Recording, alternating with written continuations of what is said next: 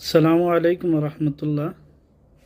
এই শীত সিজনে মানে এই শীতের ভিতরে যদি প্রচণ্ড শীত যদি নাই লাগে, তাহলে আমি মনে করি সেটা শীত নামের কলঙ্ক। বিষয়টা কেমন?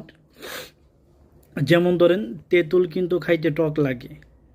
এখন তেঁতুল খাইলে যদি মিষ্টি মিষ্টি লাগে কিংবা তিতা লাগে, তাহলে তো এটা তেঁতুল না। তেঁতুলের বৈশিষ্ট্য হচ্ছে মানে জন্মের টক লাগবে, চুক্কা লাগবে। এখন তেঁতুল খাইলে যদি মিষ্টি লাগে, তাহলে এটা তেঁতুল নামের কলঙ্ক, কারণ তেঁতুলের বৈশিষ্ট্য তো এটা না।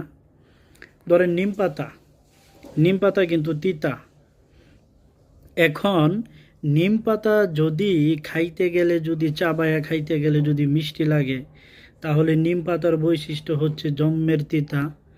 এখন নিম পাতা খাইতে গেলে যদি মিষ্টি লাগে, তাহলে এটা নিম পাতা নামের কলঙ্ক। ঠিক তেমনি শীতের বৈশিষ্ট্য হচ্ছে প্রচুর কুয়াশা পড়বে, একদম 2-3টা কম্বল গায়ে দিব, লেপ গায়ে দিব, অনেকগুলো শীতের কাপড় গায়ে দিব, মোজা থাকবে হাতে পায়ে। হ্যাঁ, গ্রামগঞ্জে দেখা যায় এই যে খড়কুটা দিয়া, ওই খ্যাট দিয়া জ্বালায়া মানুষে আগুন পোহায়। এটাই হচ্ছে শীতের বৈশিষ্ট্য। সুতরাং প্রত্যেকটা জিনিসের এক্সট্রা আলাদা আলাদা বৈশিষ্ট্য আছে। তো যার যেইটার বৈশিষ্ট্য নাই, ওইটা ওই জিনিস নামের কলঙ্ক। এটা আমার লজিক আর কি।